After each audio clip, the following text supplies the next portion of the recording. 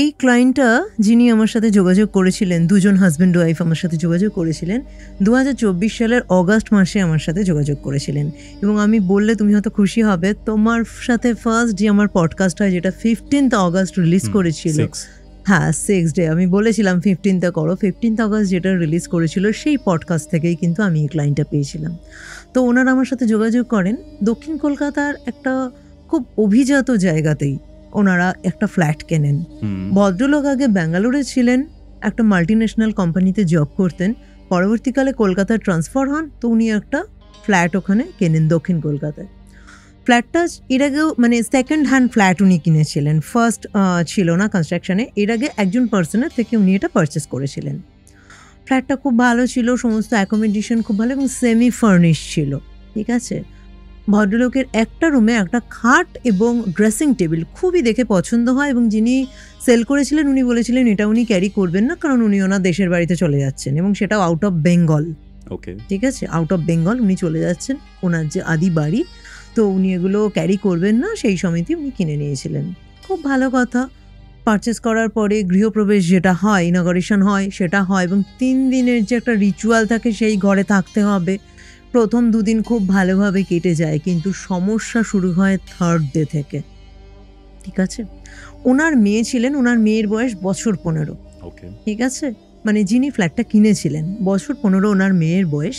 তো ওনার মেয়ের এই যে রুমটা আমি বললাম, যে রুমে একটা সুন্দর অ্যান্টিক ডিজাইনের একটা উডেন খাট ছিল এবং একটা ড্রেসিং টেবিল ছিল, ডিজাইন দেখে ওনার মেয়ের খুব পছন্দ হয়। ওনার মেয়ে বলে আমি এই দুটো আমার, আমি এই দুটো নেব, যেটা মেয়েরা হয়।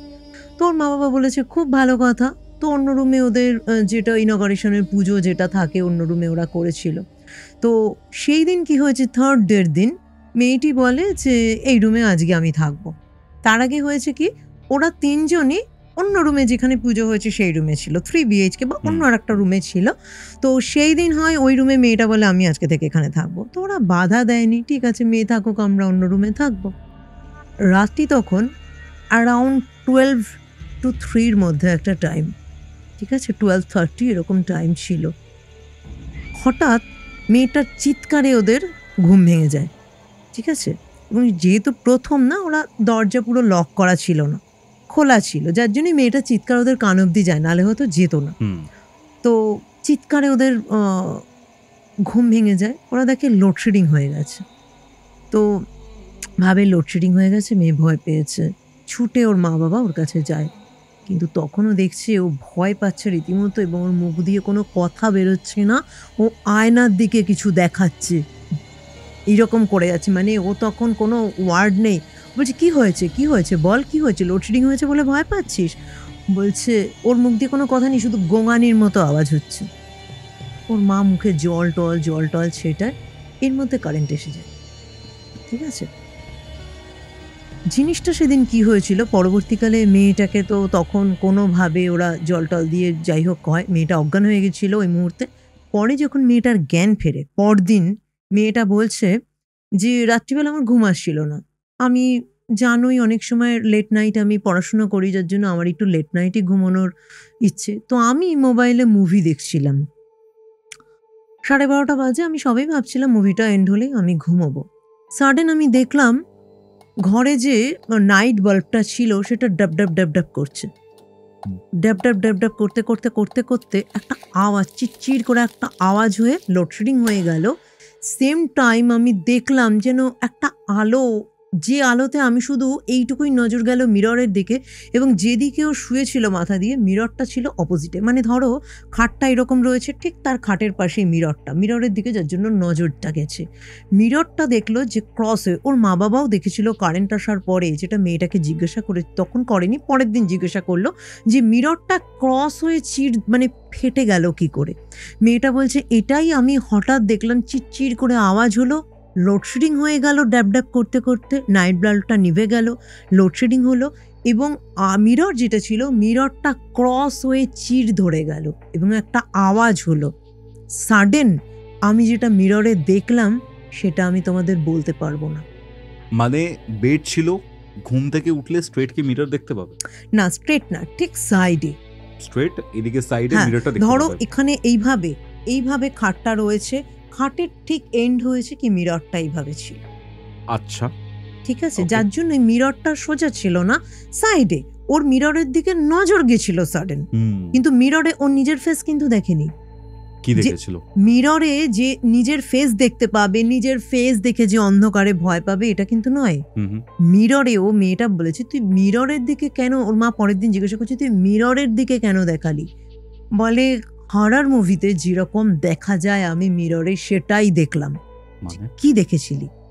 বলছে একটা মেয়ের দেখলাম লম্বা চুল, ঠিক আছে, লম্বা চুল, তার হাত দুটো সে এরকম ভাবে রয়েছে, হাত বেয়ে তার ব্লাড পড়ছে, দুটো হাতের এই যে আমাদের রিস্ট বেয়ে তার ব্লাড পুরো চলে আসছে, এবং সে আমার দিকে এক দৃষ্টে তাকিয়ে রয়েছে, চুলগুলো পুরো এইরকম ভাবে দেওয়া, এবং চোখটা পুরো হোয়াইট, কিন্তু আমি ফিল করছি যেন আমার দিকেই দেখছে, এবং দুটো হাত তার এরকম যেন করা কঙ্কাল টাইপের হাত, কিন্তু হাত বেয়ে পুরো রক্ত পড়ছে।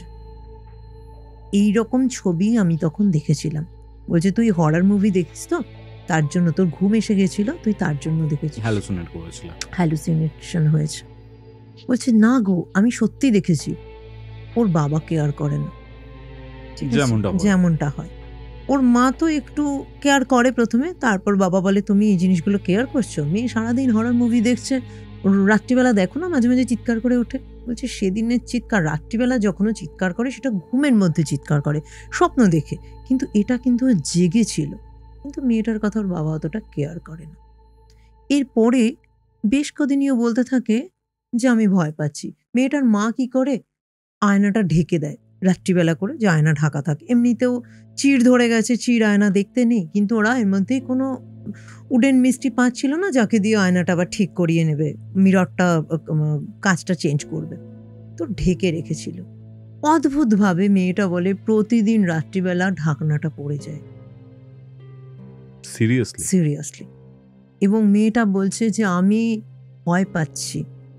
মেয়েটা প্রচন্ড স্ট্রং ছিল, একটা 15 ইয়ার্সের মেয়ে, কিন্তু প্রচন্ড স্ট্রং। তাই জন্য না হলে মেয়েটা পরবর্তীকালে বলেছে, মেয়েটার মা এটা বলেছে যে আমার মেয়ে কিন্তু অনেক দিন ধরে ভয় পেত।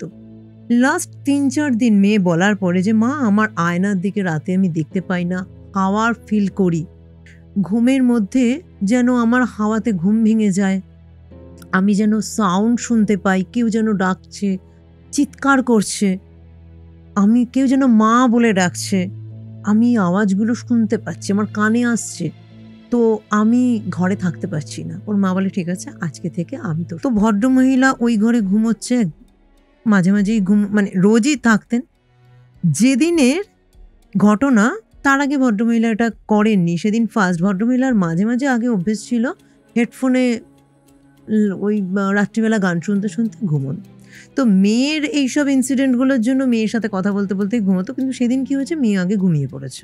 ভদ্রমহিলা ভাবলাম একটুখানি গান শুনি, গান শুনছে, অদ্ভুত রকমভাবে গান শুনছে যখন, তখনও একটা ফিসফিসানি আওয়াজ হেডফোনের মধ্যে শুনছে, হেডফোনের মধ্যে। আচ্ছা, ভদ্রলোককে বলল।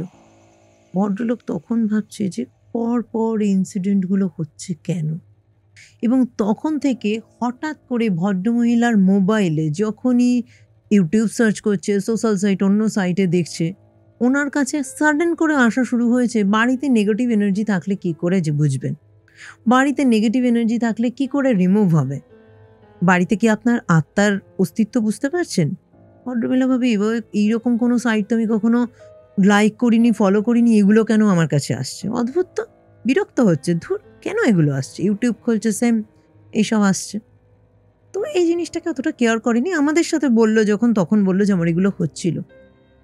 এইভাবেই যখন 1 মাস কেটে গেল, ভদ্রমহিলা একদিন পাশের বাড়ি যে ছিল, পাশের বাড়ির সাথে গল্প করছে। পাশের বাড়ির ভদ্রমহিলা বলে জানেন তো আপনার হাজব্যান্ড যখন এই ফ্ল্যাটটা দেখতে এসেছিল, পাশের বাড়ির না, মানে ফ্ল্যাটেরই অপোজিট ফ্ল্যাটে, তো আপনার হাজব্যান্ড যখন এই ফ্ল্যাটটা দেখতে এসেছিল না, আমার হাজব্যান্ড না ওনাকে মানা করেছিল এই ফ্ল্যাটটা নিতে, আমরাই ভাবছি এটা সেল করে দিয়ে চলে যাব। আচ্ছা, আপনার হাজব্যান্ড না কথাটায় গুরুত্ব দেয়নি। বলে কেন, অনেক কাণ্ড আছে, সে আপনাকে পরে বলবো। আমার হাজব্যান্ডও বেশি কিছু বলেননি। বলছে তাই,